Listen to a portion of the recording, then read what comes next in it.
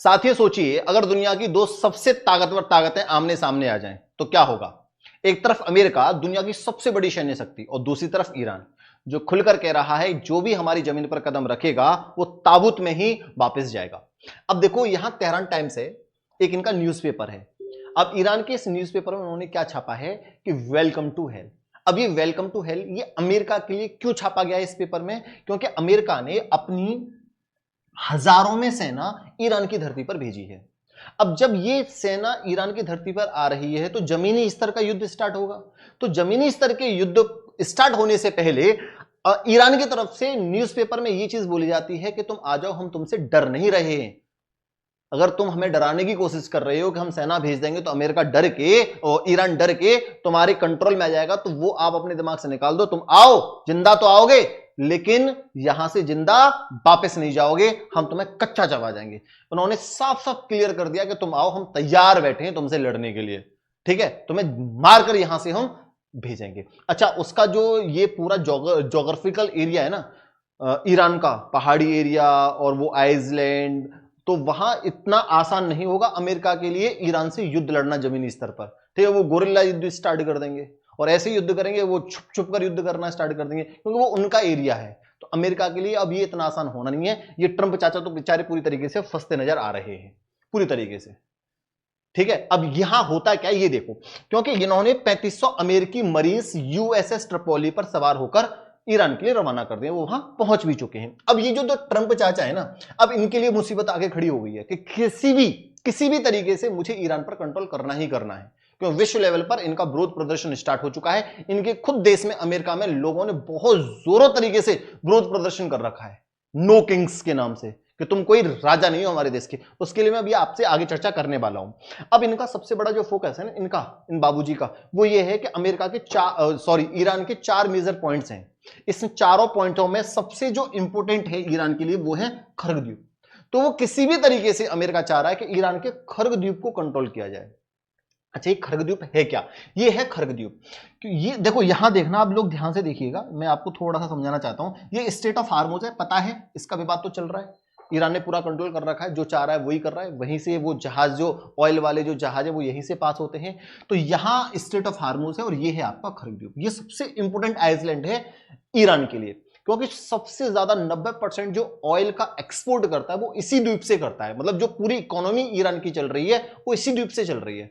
ये है तो छोटा सा द्वीप, का मतलब समझते हो, पानी, एक द्वीप है जिसके चारों तरफ क्या होता है, पानी होता है। तो इसमें 8 से 10 हजार लोग रहते हैं इस द्वीप पर। कितने लोग रहते हैं? 8 से 10 हजार लोग रहते हैं। और इसकी जो रेंज है ना, वो 6 से 8 किलोमीटर है, 8 से 10 किलोमीटर की रेंज है इसकी।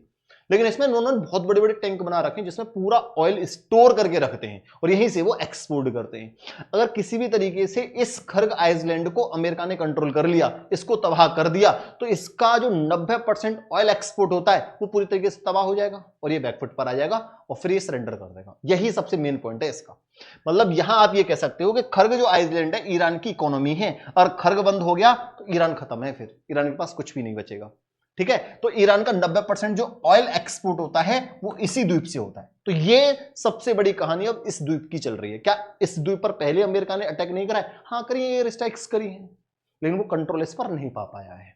अब सुनो आगे की बात क्या है। जब इनको ये पता लग गया कि भाई ये अब आ रहे हैं, अमेरिकी सैनिक हमारी तरफ आ रहे हैं, तो फिर ईरान भी तैयार है कि तुम आओ, हम तुम्हारे लिए तैयार बैठे हैं। तो वो भी अपनी पूरी तैयारी कर रहा है खर्ग द्वीप को बचाने के लिए। जितने भी मिसाइल्स हैं, जितने भी अपना मिसाइल सिस्टम है, जितना भी सब कुछ अपनी सेना है, वो सब कुछ उसके आसपास लगा रहा है। उसने तो यहां तक ये कह दिया है कि अब हम 12 जो जिसकी उम्र 12 साल है, जिस बच्चे की, उसको भी सेना में ये शामिल कर रहे हैं। आओ, मतलब ईरान पूरी तरीके से तैयार है, हम तो खत्म हो ही चुके हैं, हमने तो खत्म होना ही है, लेकिन हम तुम्हें भी बर्बाद कर देंगे।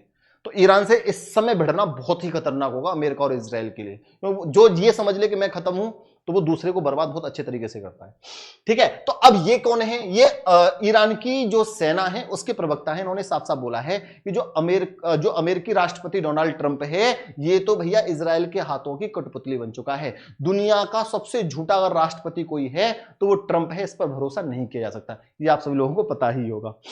अच्छा, अब देखो, यहां इन्होंने साफ साफ बोला है कि अमेरिकी सैनिक फारस की खाड़ी में शार्क का अच्छा भोजन बन जाएंगे, आओ हम तुम्हें अपना भोजन बनाएंगे। अब देखो होता क्या है इसी बीच। अब देखो इसकी बीच अमेरिका और इजराइल का जो ईरान पर सबसे बड़ा हमला हुआ है वो हुआ है इनके जो केमिकल प्लांट है इस पर, क्योंकि सबसे ज्यादा ऑयल का पूरा भंडार ईरान के पास और यहीं से इसकी पूरी इकोनॉमी चलती है, तो वो इसकी इकोनॉमी को तोड़ना चाहते हैं और उन्होंने पेट्रोकेमिकल जो सबसे बड़ा प्लांट था उस पर ही हमला कर दिया अमेरिका और ईरान ने कि इसको खत्म करो। तो उनका अब सबसे बड़ा जो मेजर पॉइंट है ना इजराइल और अमेरिका का वो ये है कि इसकी इकोनॉमी को ब्रेक कर दो, ये अपने आप खत्म हो जाएगा। तो भैया यहां इन्होंने कर दिया बहुत बड़ा अटैक। अब जैसे ही यहां अटैक हुआ तो यहां से कुछ ऐसी न्यूज निकल के आ रही है कि कुछ गैसेस का रिसाव हो रहा है जिससे पब्लिक को, ह्यूमन बींग्स को बहुत नुकसान होगा। लेकिन ईरान ने इस बात को मानने से इंकार कर दिया कि ऐसी कोई गैस का रिसाव यहां से नहीं हो रहा है जिससे हमारी जनता को कुछ प्रॉब्लम, दिक्कत, समस्या आए।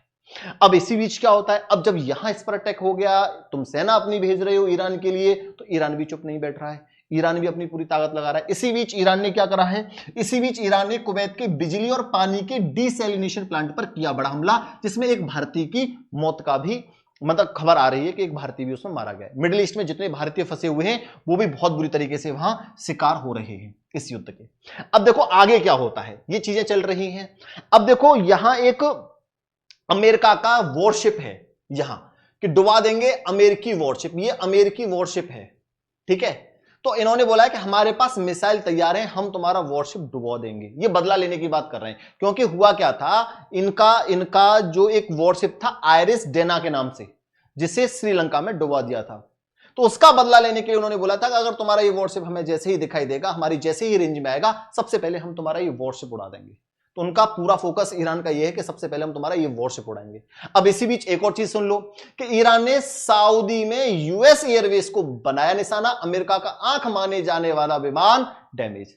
मतलब ईरान अमेरिका के जितने भी इंपोर्टेंट विमान हैं, जितने भी लेटेस्ट आधुनिक विमान हैं, उनको उड़ा रहा है। यहां एक इनका E3 सेंट्री विमान था जिसको पूरी तरीके से ईरान ने नष्ट कर दिया। ये कहां पर, ये ईरान ने किया सऊदी अरब में अमेरिकी एयरवेज, जो सऊदी अरब में अमेरिकी बेस था, वहां इनका E3 सेंट्री विमान था, उसको पूरी तरीके से नष्ट कर दिया। किसने?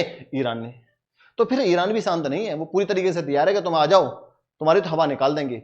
और यहां यह समझ में आ रहा है कि अमेरिकी सूत्र भी बता रहे हैं कि यहां हमारे 10 से 12 सैनिक घायल हुए और 2 गंभीर रूप से घायल हैं, ठीक है। अब देखो आगे सुनो। अब जो ये अमेरिका का जो राष्ट्रपति डोनाल्ड ट्रंप है, इसकी जो भी हरकतें चल रही हैं, पूरी दुनिया में, देश और दुनिया में इसका विरोध प्रदर्शन चल ही रहा है। इसकी जो भी नीतियां हैं उससे लोग खुश नहीं है। अब इनके देश में, अमेरिका में भी इनका विरोध प्रदर्शन बहुत जोरदार तरीके से उठाया जा रहा है। इन्होंने बोला तुम हमारे देश के कोई राजा नहीं हो, जनता ने चुनकर तुम्हें भेजा है। अगर तुम्हें कोई रूल पास करना है तो भाई सबसे पहले आप संसद में बैठो, तब जब सबकी सहमति होगी तभी तुम कोई रूल पास करो, तभी जाके तुम कोई ऐसा डिसीजन लो। आप कुछ भी डिसीजन ले रहे हो तो भाई इनके 200 से ज्यादा संगठन मिलकर इकट्ठे हो गए जो इनकी विपक्ष की पार्टियां, और उन्होंने बहुत जोरदार तरीके से विरोध प्रदर्शन करना स्टार्ट कर दिया है। 2700 से ज्यादा जगहों पर बहुत जोरदार तरीके से इनका विरोध प्रदर्शन हो रहा है। तो यहां भी ये अमेरिका के जो राष्ट्रपति डोनाल्ड ट्रंप है वो दबाव में, और वो कह रहे हैं कि तुम बेवकूफ हो, तुम कुछ भी विरोध प्रदर्शन कर रहे हो। ये अमेरिका जो राष्ट्रपति डोनाल्ड ट्रंप, उसने ये बयान भी दिया है। अच्छा, उसी बीच क्या हो रहा है कि जो तुम्हारा पाकिस्तान है, वो पाकिस्तान क्या कर रहा है, शांति दूत बन के आया है कि मैं अमेरिका, इजराइल, ईरान के युद्ध में शांति बहाल करवाऊंगा। तो वो क्या कर रहा है भैया, जो आपकी सऊदी अरब है, तुर्की है, इनके विदेश मंत्रियों के साथ बैठकर मीटिंग कर रहा है, और वो ये ट्राई कर रहा है कि कैसे भी इस युद्ध को हम खत्म करवाएं और यहां शांति बहाल करें। ये अमेरिकी राष्ट्रपति डोनाल्ड ट्रंप ने बोला भी था